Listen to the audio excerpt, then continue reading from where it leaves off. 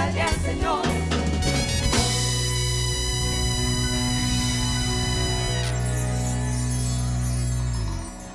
Dios los bendiga, mis hermanos. Tengan todos muy buenos días. Sean bienvenidos a este servicio de la Iglesia Las Acacias. Le bendecimos en el nombre de Jesús. Esperamos que este tiempo de alabanza y adoración sea de gran bendición para sus vidas.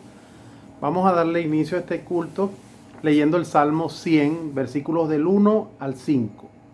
Dice así: Cantad alegres a Dios, habitantes de toda la tierra. Servid a Jehová con alegría. Venid ante su presencia con regocijo. Reconoced que Jehová es Dios. Él nos hizo y no nosotros a nosotros mismos. Pueblo suyo somos y ovejas de su prado. Entrad por sus puertas con acción de gracia, por sus atrios con alabanza. Alabadle, bendecid su nombre, porque Jehová es bueno, para siempre es su misericordia y su verdad por todas las generaciones. Vamos a orar. Señor, en el nombre de Jesús, te damos gracias por este tiempo que nos permites reunirnos en tu presencia. Gracias, Señor, por tu amor, por tu misericordia. Que este tiempo, Señor, que vamos a pasar adorando y alabando tu nombre, Señor, como iglesia, como tus hijos, Señor, sea de gran bendición para cada uno de nosotros y para nuestra familia. Bendícenos en este día, Señor, en el nombre de Jesús. Amén, amén. Alabemos juntos, mis hermanos, a todos al Señor. Dios los bendiga.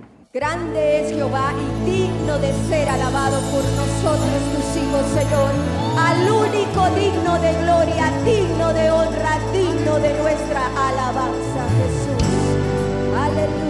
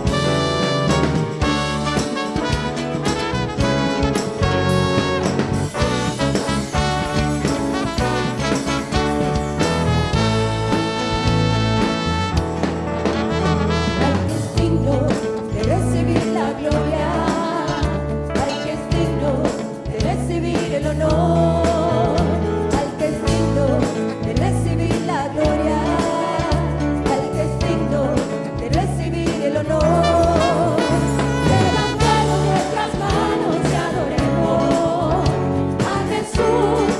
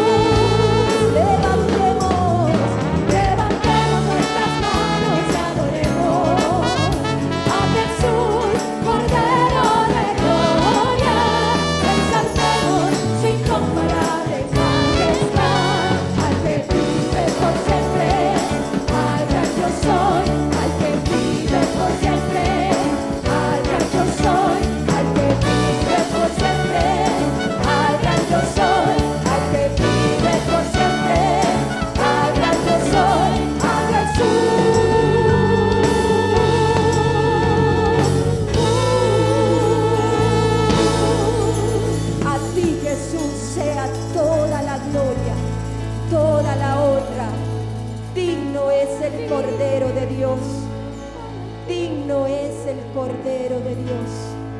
Aleluya. Aleluya. Santo, santo, santo, santo Cordero de Dios.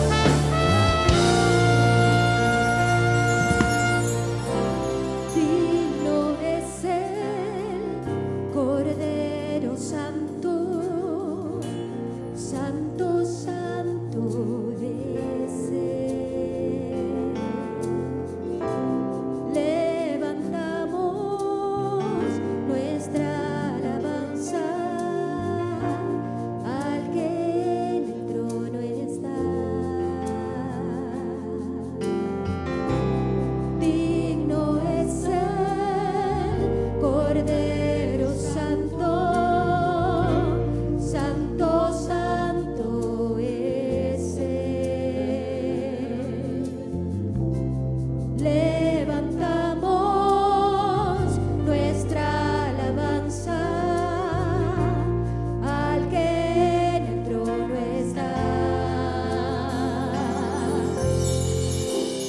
Santo, santo, santo, Dios Todopoderoso, ¿quién fue, quién es y quién vendrá? La creación hoy canta y damos gloria a Él. Tú eres digno por siempre y siempre.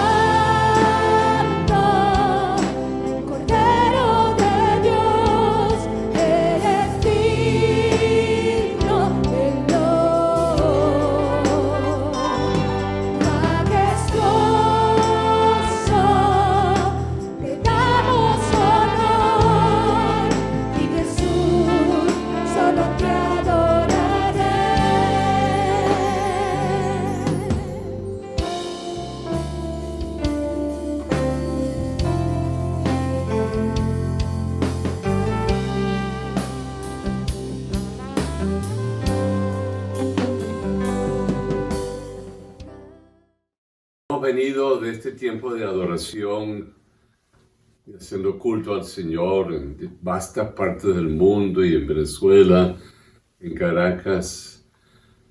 Y la adoración siempre nos lleva a estar frente a Él para confesar y declarar quién es Él. Estamos viviendo un mundo tan precario, tan frágil. Hambre, desnudez, riquezas por otros lados, persecución, muertes. Es tan heterogéneo lo que está viviendo el globo terráqueo, aún aquí en nuestro país y en nuestra Caracas. Pero es increíble pensar que un día toda lengua confesará. Lo que está en los cielos, en la tierra y debajo de la tierra, confesará que Jesucristo es el Señor. Y como eso va a ser siempre nuestra consigna, que Él es el Señor, Él también nos invita a la mesa de Él, a tomar el pan, a tomar el vino. Y como lo voy a mencionar en la palabra, Melquisedec, que apareció de la nada en el desierto, puso delante de Abraham pan y vino, como lo estamos haciendo hoy. Pan que para nosotros representa la palabra, es la que nos nutre, seamos que tengamos mucho, que tengamos poco, es el mismo pan que nos nutre a todos. Y la copa, que nos asegura que el que cree en Él es justificado y redimido, es hecho hijo de Dios, y ha perdonado de su pecado, y venimos a la mesa para confesar ello. Así que les invito y espero que quizá en su casa hayan preparado el pan y el vino, para que juntos, a lo largo del globo terráqueo, tomemos el pan y tomemos el vino. ¡Qué maravilla! Piénselo así. Y luego de haber tomado el pan y el vino, Nancy nos llevará a todos en la oración ante el Padre, el Hijo y el Espíritu Santo, orando por tantos que sufren, tantos que están enfermos, tantos que necesitan de la mano de Dios. Pienso en Darío Torres, que está en emergencia, y así Carlos Escalona, y así tantas familias que están sufriendo, pero los menciono como ejemplo de muchos. Jesús, la noche que fue entregado, tomó pan y lo partió y dijo: este es mi cuerpo que por vosotros es dado. Haced esto en memoria de mí. Comamos todos.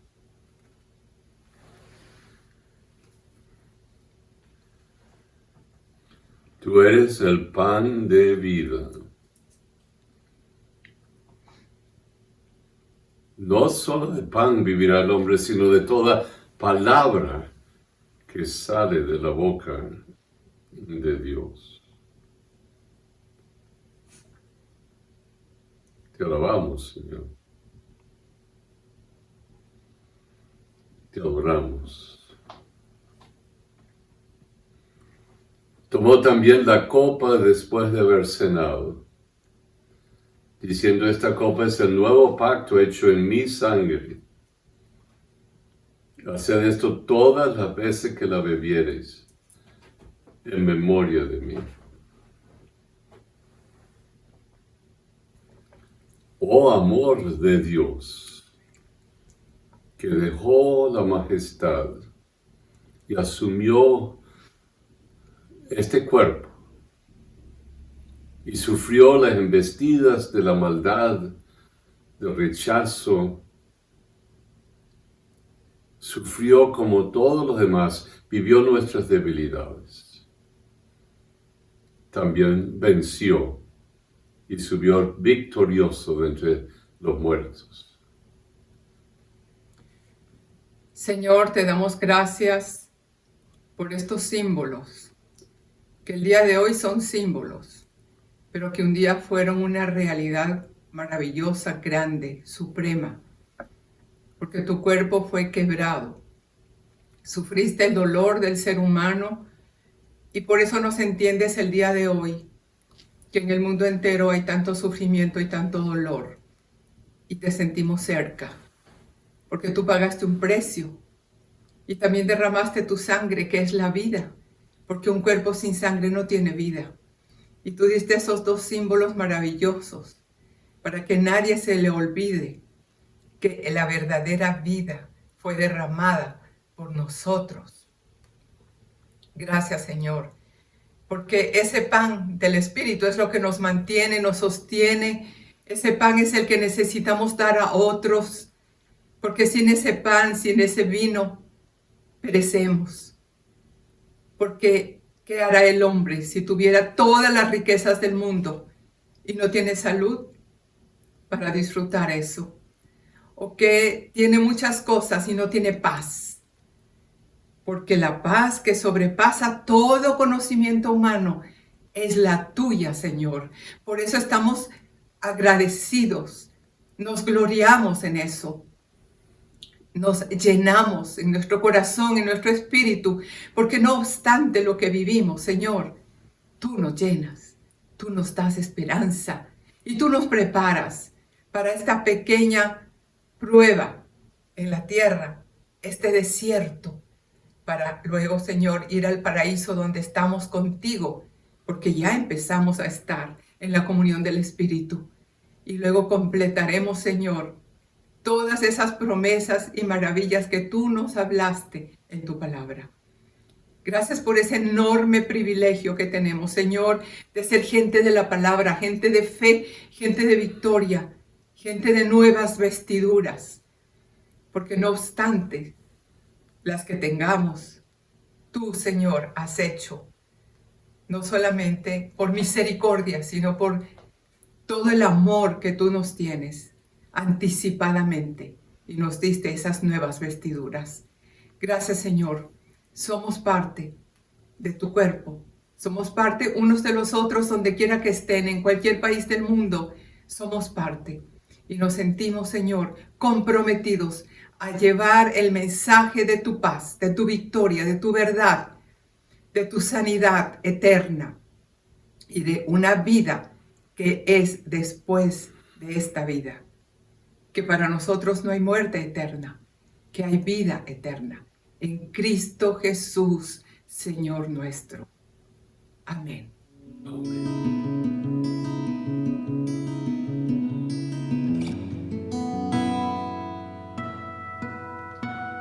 A mi alrededor está la angustia y el temor.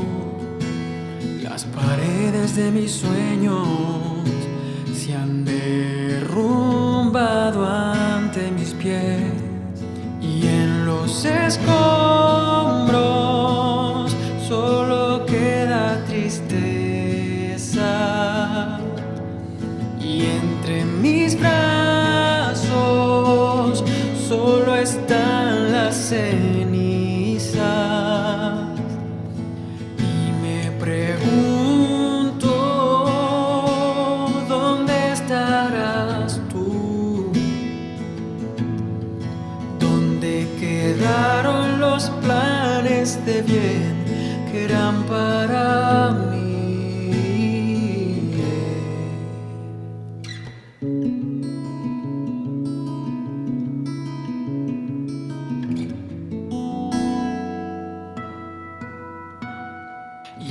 Los escombros es que me doy cuenta que tú en la oscuridad tú eres mi luz y en las frías noches cuando invada el temor tú eres mi abrigo. Conmigo.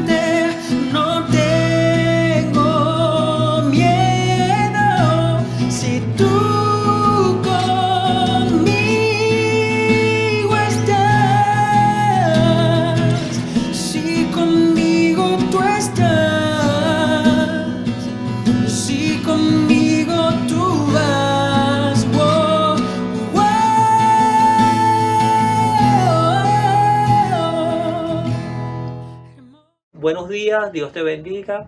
Ha llegado el momento de entregar nuestros diezmos, nuestras ofrendas y nuestras promesas de fe. Para ello te invito a que leamos juntos la palabra del Señor en Mateo, capítulo 5, desde el versículo 23 al versículo 24. Y la palabra del Señor dice así: Por tanto, si traes tu ofrenda al altar y allí te acuerdas de que tu hermano tiene algo contra ti, deja allí tu ofrenda delante del altar y anda, reconcíliate primero con tu hermano y entonces ven y presenta tu ofrenda.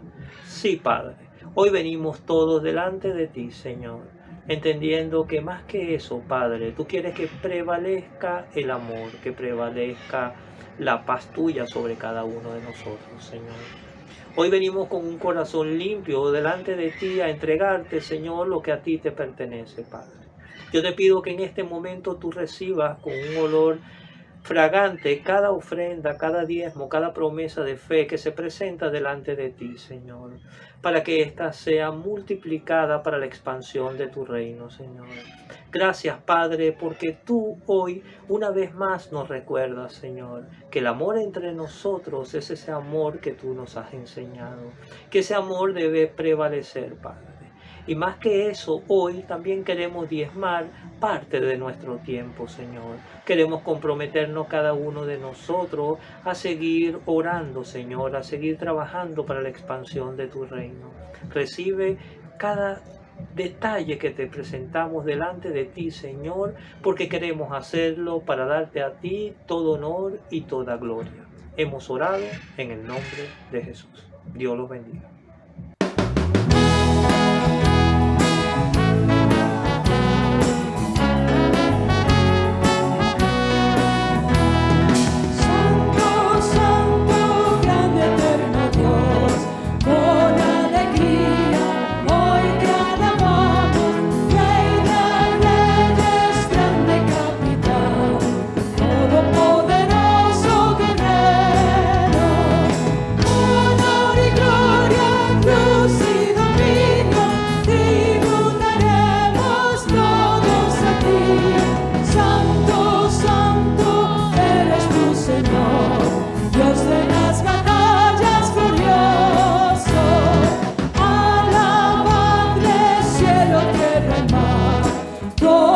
Su iglesia, sus mensajeros, alabanzas, cantos de loor, hoy unidos elevaremos nuestro majestuoso y reverendo fuego y vida eres, Señor.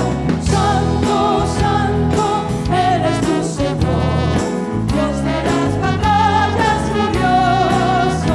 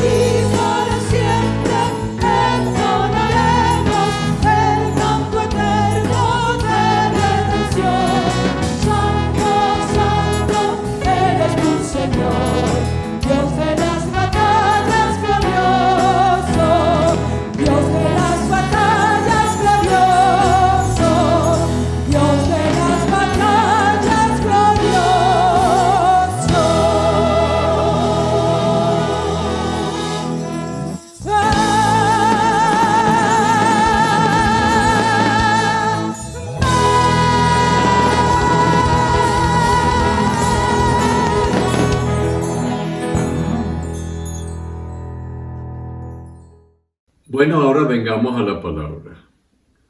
Si hay un título que le doy a la palabra de hoy, que ustedes saben que no es lo que yo asumo todos los domingos, es el gran sumo sacerdote. El autor de la carta dedicada a los hebreos nos ha identificado a Cristo como mayor que los profetas, que los ángeles, que Moisés. Nos ha marcado a Jesús como aquel en quien encontramos reposo al confiar en Él, al venir a Él. y nos ha señalado cómo entrar en ese reposo.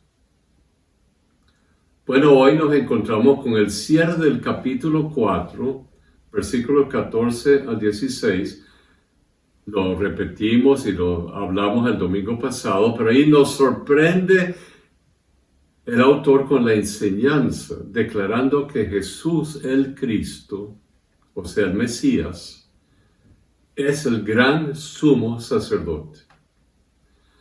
Nos dice en el capítulo 4, en los últimos versos, lo siguiente: por tanto, teniendo un gran sumo sacerdote que traspasó los cielos, Jesús, el Hijo de Dios, retengamos lo que hemos venido confesando en nuestra profesión.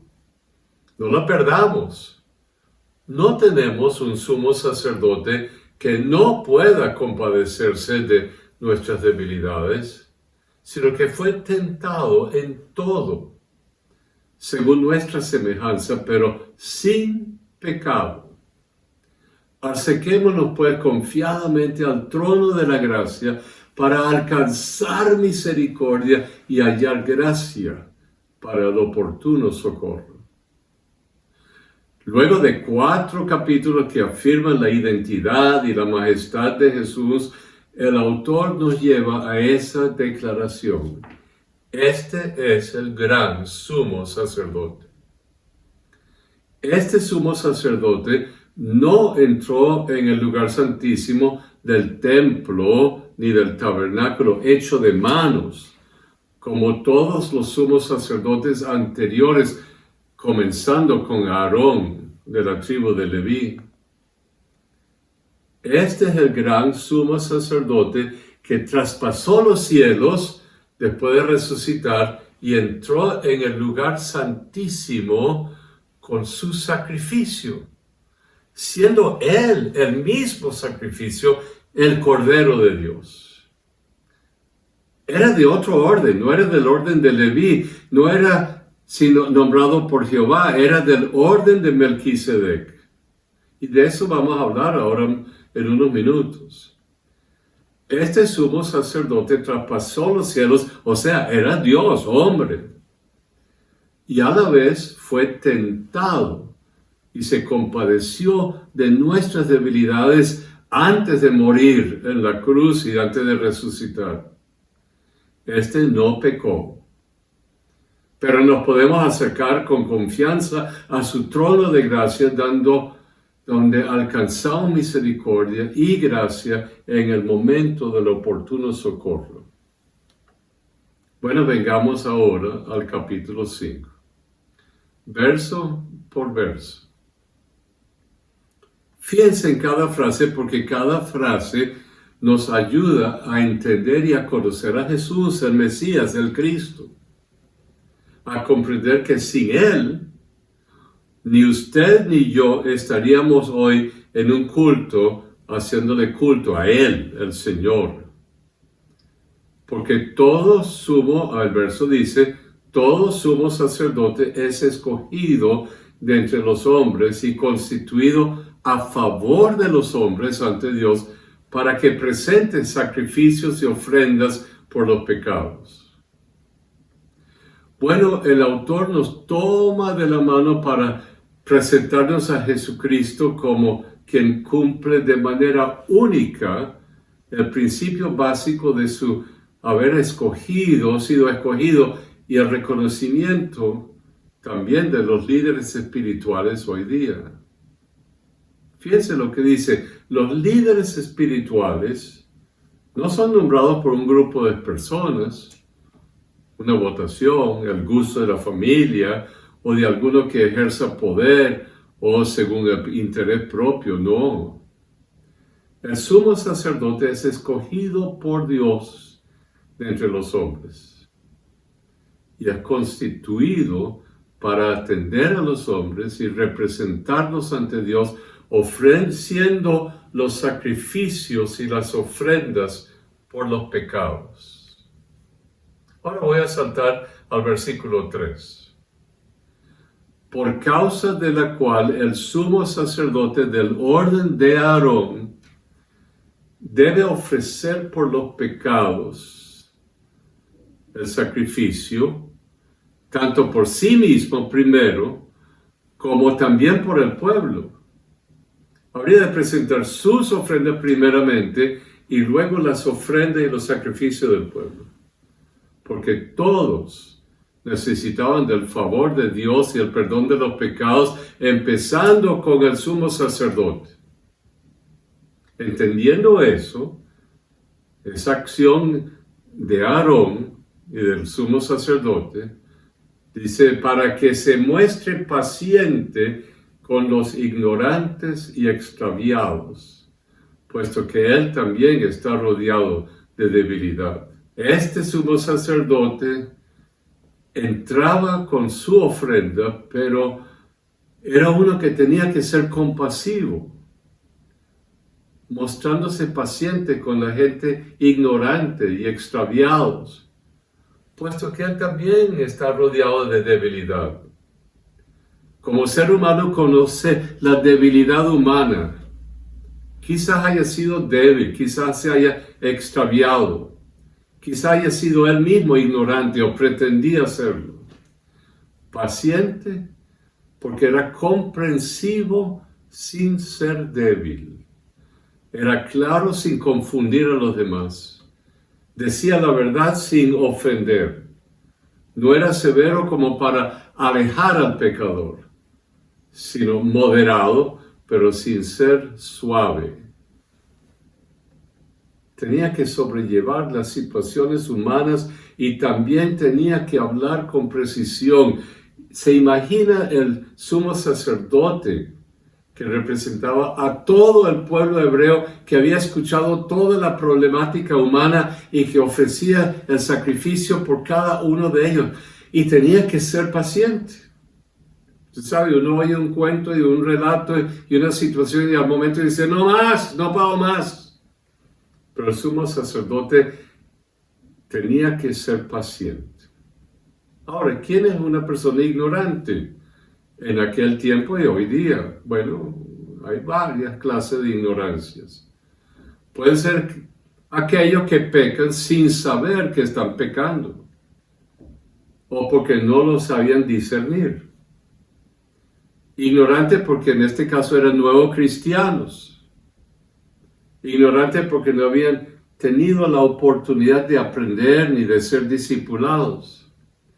Ignorantes porque les era y es difícil aprender. Ignorantes porque están esclavizados a ciertos pecados que no desean dejar atrás. Podrían ser quienes pecan porque no saben que su conducta era errada. Así como Pablo, algo como él, quien iba tras los cristianos pensando que tenía la razón y llevándolos a la muerte. Ignorante en ese tiempo, creyendo que hacía lo correcto. Bueno, podríamos añadir otras características, pero la lista se hace interminable. ¿Y los extraviados? Bueno, podría ser quien se rebele o rebelaba contra la luz o se rebela contra la luz y todo conocimiento. O aquellos cuya conciencia se ha debilitado por los pensamientos que hacen efecto en su manera de pensar y en su conducta. Otros que se han convencido que su conducta no es indebida y que han decidido caminar a su manera.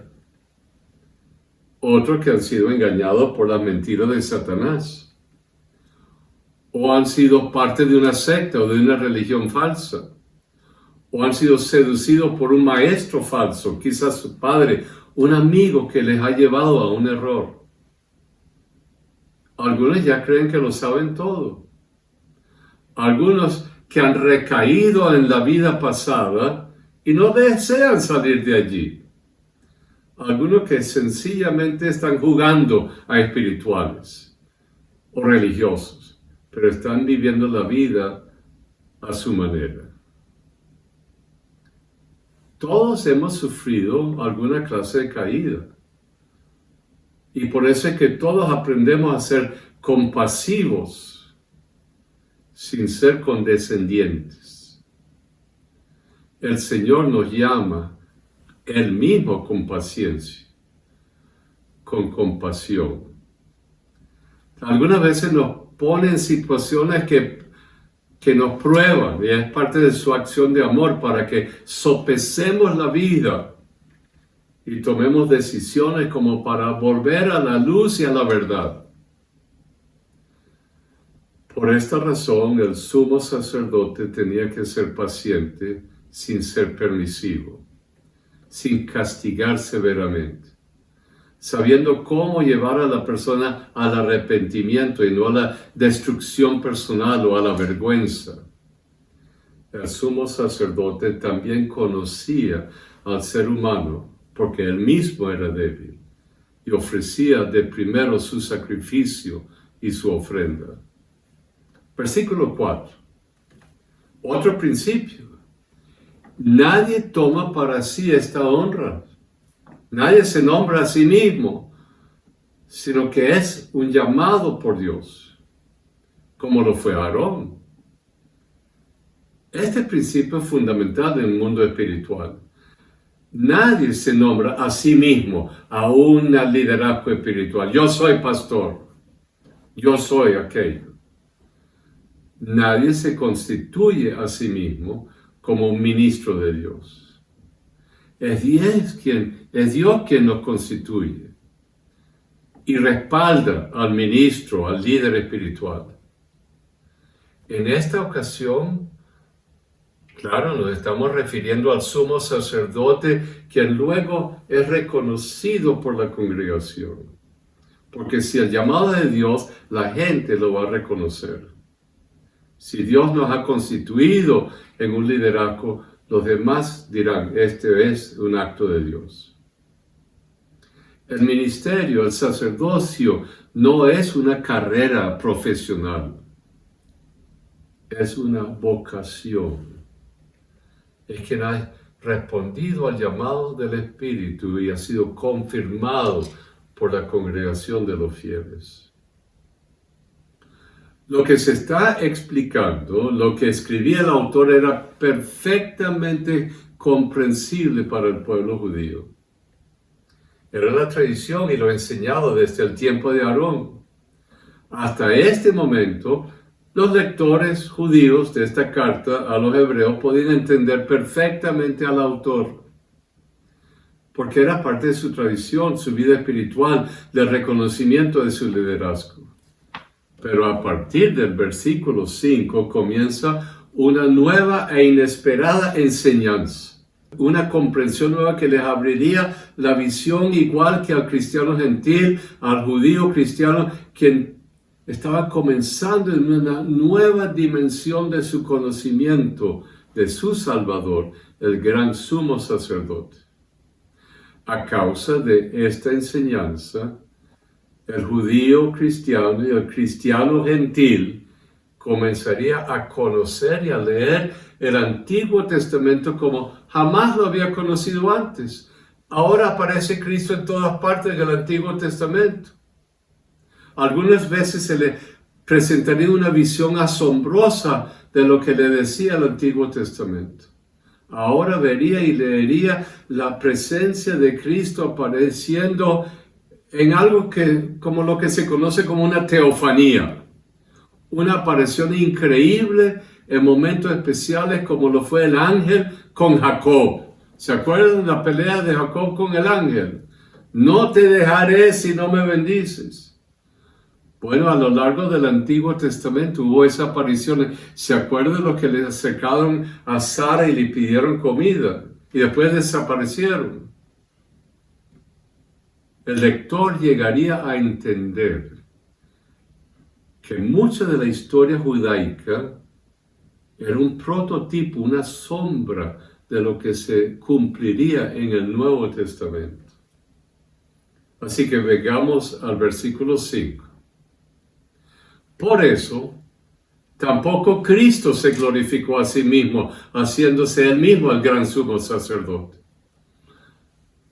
No le toca a Jesucristo nombrarse a sí mismo sumo sacerdote, no. Tenía como el verbo hecho carne pasar por todas las etapas de la vida para ser escogido y constituido como tal, como el sumo sacerdote. Y por eso aparece aún en el Salmo mesiánico, en el capítulo 2, ya declarado proféticamente antes: tú eres mi hijo, yo te he engendrado hoy. Pareciera que fuera David que era el nombrado, pero él está escribiendo el Salmo, pero inspirado por el Espíritu dice eso. Es una profecía acerca de Jesús, que se repite cuando Jesús era bautizado en el Jordán por Juan el Bautista. Y otra vez en el monte de la transfiguración, y lo repite Pedro en una de sus epístolas: este es mi Hijo amado, en quien tengo contentamiento. En el Salmo 110:2 dice que Jehová enviará desde Sión la vara de su poder de justicia. Ese es Jesús. Tu pueblo se te ofrecerá voluntariamente, en el día de tu poder vendrán en la hermosura de tu santidad. Bueno, el Salmo se dirige proféticamente a la acción de Dios en todas las naciones, cuando atraería a todas las naciones a sí mismo, y al reinado de Dios sobre las naciones de la tierra. ¿Qué dice? Dice que Jehová había engendrado a su Hijo, así como se lo declararon los ángeles a José y a María. Este era y sería el Señor de las naciones, que vendrían a él, y lo que está en ti es del Espíritu Santo, María. Es el Salvador que salvará a las naciones. Y ahora lo repite el autor de la carta por inspiración del Espíritu, sabiendo que aquel era que no sería engendrado ni de carne ni de sangre. O sea, nos está diciendo que no sería hijo de la tribu de Leví. Leví, que luego de Aarón engendraría los consiguientes sumos sacerdotes hasta el año 70 con la caída de Jerusalén. Ya el autor lo ha escrito en la carta a los Hebreos, en el capítulo 1, versículos 1 y 5. ¿A cuál de los ángeles dijo Dios jamás: mi hijo eres tú, yo te he engendrado hoy? Refiriéndose al Salmo. Pero ahora el autor añade algo más sorpresivo en el versículo 6. A este mismo Hijo engendrado por él, habla del profetizado en el mismo Salmo 110, versículo 4. Tú eres sacerdote para siempre, según el orden de Melquisedec. Bueno, vamos a ubicar esta promesa, esta sorpresa. Nos dice que era según el orden de Melquisedec. Bueno, ¿qué es lo que quiere decir todo eso? Bueno, que primero el sentido del orden, que eran ciertos personajes que aparecían y no volvían a aparecer, pero se hablaba de ellos constantemente, pero tenían las mismas características. ¿Se acuerdan de Job, que apareció y tenemos un increíble libro y después ya no sabemos de él, pero está dentro de la Biblia? Bueno, entre los judíos seguramente se repetía varias veces Melquisedec, pero aparece 3 veces nada más en la Biblia, y no era de la línea de Abraham. No era atípico hablar del Rey de la Paz o del Rey de la Justicia, Melquisedec. Y era también natural relacionarlo con Jesús, el Verbo de Dios, de quien emana la justicia, la paz y la verdad. ¿Qué significa todo eso? Pero no solamente nos dice que era de la línea de Melquisedec, sino que era para siempre, permanente. Nos está diciendo que el sacerdocio de Jesús era permanente y para siempre. Entonces tenía que ser más que un hombre. Así también encontramos que el sacerdocio de Jesucristo se prefiguraba en el Antiguo Testamento. Y voy a repetir algo. Esa increíble figura que aparece de la nada en el desierto del Medio Oriente es Job. No era del pueblo, será un primo lejano de Abraham, pero no era descendencia de Abraham, como no lo era Melquisedec. Pero ese libro de Job, 40 capítulos, sus palabras son poderosas y las reconocemos como de Dios. A Job lo mencionamos con regularidad como parte de la gente de Dios, aún sin tener ninguna relación con Abraham y sin que volviese a aparecer en las Escrituras. Bueno, veamos lo que dice Génesis, el primer texto de la Biblia. Cuando volvía Abraham de derrotar a Kedorlaomer y a los reyes que estaban con él, salió el rey de Sodoma a recibir a Abraham en el valle de Sabé, el valle del rey. Entonces, Melquisedec, rey de Salem, sacerdote del Dios Altísimo, sacó pan y vino y bendijo a Abraham diciendo: bendito sea Abraham del Dios Altísimo, creador de los cielos y de la tierra, y bendito sea el Dios Altísimo que entregó a tus enemigos en tus manos. Y entonces Abraham le dio a Melquisedec diezmos de todo. ¿Qué significa esto? Bueno, que el rey de paz y el sacerdote del Dios Altísimo, ese bendijo a Abraham. O sea, la bendición de él reposaba sobre Abraham y lo aparte y bendice a toda su descendencia. Es el sacerdote del Altísimo, Melquisedec, quien lo está bendiciendo. Que no era descendencia de Abraham, sino que Abraham es apartado y bendecido por él, por Melquisedec. Parte el pan y el vino, ustedes saben lo que nos significa. Y luego Abraham le entrega los diezmos. Reconoce que todo lo que tenía era providencia del Altísimo. Ahora, fíjense lo que dice Hebreos acerca de Melquisedec. Hebreos 7, versículo 2. Nada se sabe de su padre, ni de su madre, ni de sus antepasados, ni tampoco del principio, ni del fin de su vida. Así que era parecido a Jesús. Venía de la eternidad y va a la eternidad. No tiene principio, no tiene fin. Melquisedec era parecido, era sombra de Abraham. Y permanece para siempre. Y después dice el versículo 6, pero aquel cuya genealogía no es contada de entre ellos, tomó de Abraham los diezmos y bendijo a Abraham, que tenía las promesas para la eternidad. Y así, por decirlo así, en la persona de Abraham también bendice a Leví, el que recibe los diezmos de los demás, dio el diezmo. Porque él todavía, Leví, estaba en el cuerpo de su padre Abraham, cuando Melquisedec le salió al encuentro.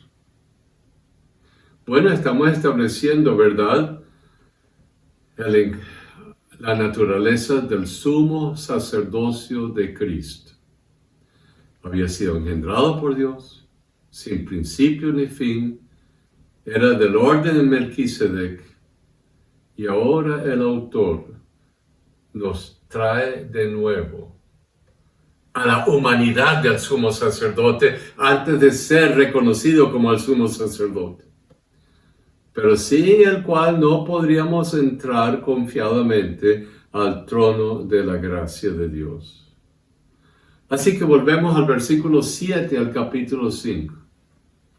Y Cristo en los días de su vida terrenal, Él oraba todo el ministerio, Él ofrecía ruegos y súplicas, porque quería obedecer completamente la voluntad y hacer la voluntad del Padre, con gran clamor y lágrimas. Dice que rodaron lágrimas con forma que parecían sangre que caía de sus ojos. Era tan intensa su oración y su labor en la oración.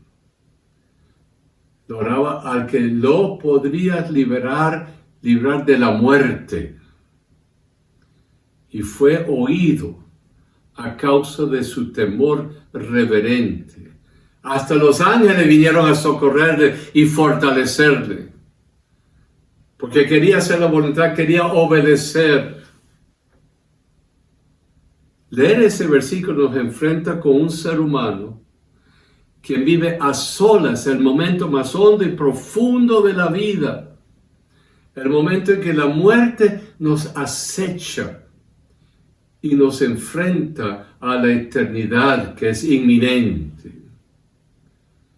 Es el dolor que sobrelleva, pues Jesús conocía las debilidades de la vida. Había vivido con los hombres toda su vida y en su ministerio, y ahora los conoció en su propio cuerpo colgado de la cruz. Pero no quería faltar, ni fallar. No quería entregarse a la muerte, sino con un sentido de victoria, el de no haber pecado, confiando que Dios le levantaría de la muerte. No podía pecar. Todo estaba en juego, no solo la vida de él, sino la salvación de la humanidad. Sobre todo que su lucha y su seguridad dependían en el confiar en Dios, en el no dudar hasta la muerte de la fidelidad y en la promesa del Padre. Que el Padre lo levantaría de entre los muertos y que sus huesos no conocerían la corrupción, sino que vencería y se levantaría invicto y transformado. La palabra dice, aunque era hijo, a través del sufrimiento aprendió lo que es la obediencia. No había tenido que obedecer en la eternidad, porque era parte de la deidad, ¿no? A donde no existía el engaño, ni la seducción, ni la tentación, ni la muerte, ni el dolor. Él era del mundo de la deidad, que creó a la humanidad.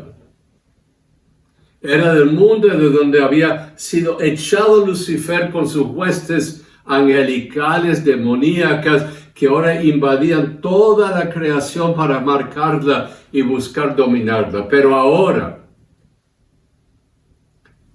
era aquel ser de carne y de hueso y de sangre, quien sufría como todos los demás, pero sin pecar. Pero sufriendo lo indecible porque se le ha hecho pecado. ¿Usted sabe lo que es sobrellevar la maldad de una sola persona en tu vida? Sería hecho pecado con la maldad de la humanidad. Esta vida de dolor, de debilidad, de maldad. Y como hombre tendría que aprender a obedecer. Usted sabe, casi todos hemos tenido que aprender a obedecer. Algunos aprenden a obedecer, pero a regañadientes, con resentimiento, y que guardan esos resentimientos. Otros aprenden viviendo en la violencia y en el miedo y el terror y los marcan para toda la vida. Y así por el estilo. A Él, a Cristo, le tocó aprender a obedecer con alegría, sabiendo que manteniendo la pureza del alma y del espíritu habría de salir victorioso. Tal obediencia era y es única. Es la que expande el alma y los pensamientos, pues las lecciones aprendidas en la obediencia son buenas, sanadoras y fortalecedoras, y la obediencia de Él salvaría a la humanidad. Y ahora cierra esta sección con 2 versículos. Y habiendo sido perfeccionado en la obediencia. Eso es lo que le faltaba al verbo de Dios en la eternidad. No tenía que aprender eso, pero aquí como hombre lo tenía que aprender y vivir sin pecar. Vino a ser autor de la salvación eterna para todos los que deciden seguirle y obedecerle.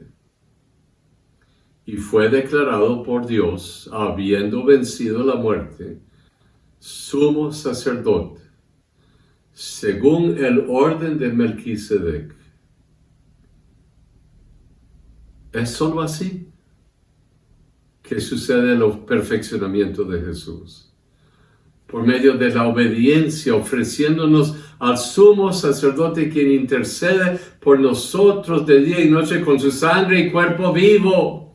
El sacrificio eterno, no hay que repetirlo, asegurándonos que quienes confiamos en Él, el Salvador, en su obra en la cruz y su victoria sobre la muerte, recibimos la salvación eterna y comenzamos a vivir en el reino de Dios.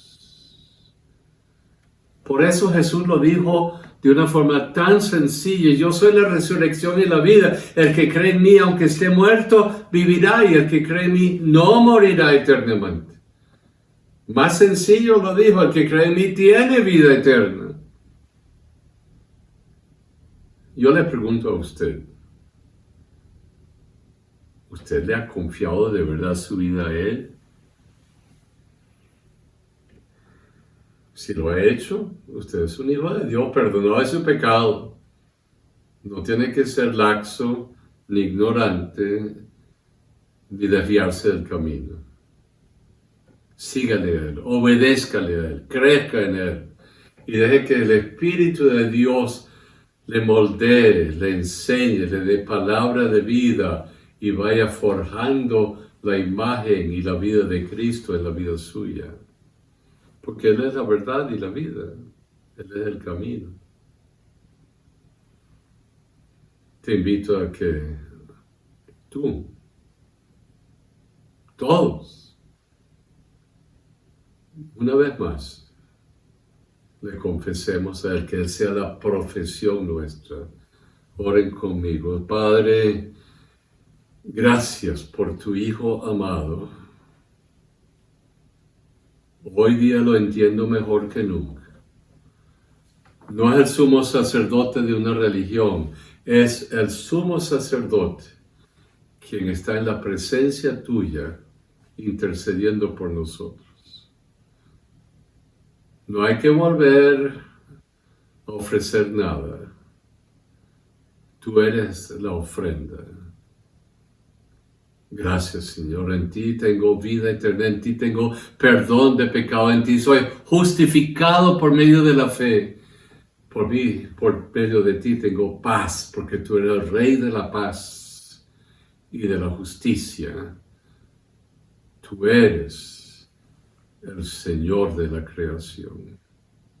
Señor, ponga a cada persona delante de ti, dándote gracias, porque tu palabra es viva y eficaz y moldea nuestra vida de día en día. Por eso te bendecimos en este momento y oramos en tu nombre, en el nombre maravilloso, precioso y poderoso de Jesús.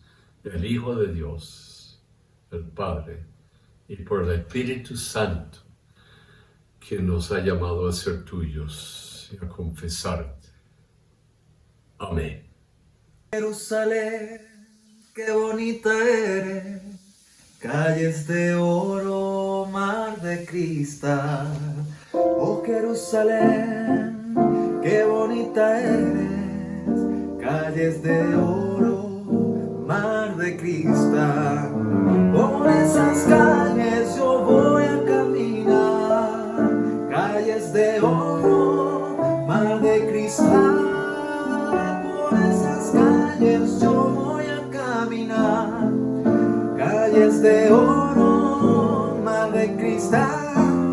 Oh Jerusalén, qué bonita eres, calles de oro, mar de cristal. Oh Jerusalén, qué bonita eres, calles de oro, mar de cristal. Por esas calles yo voy a caminar, calles de oro, mar de cristal.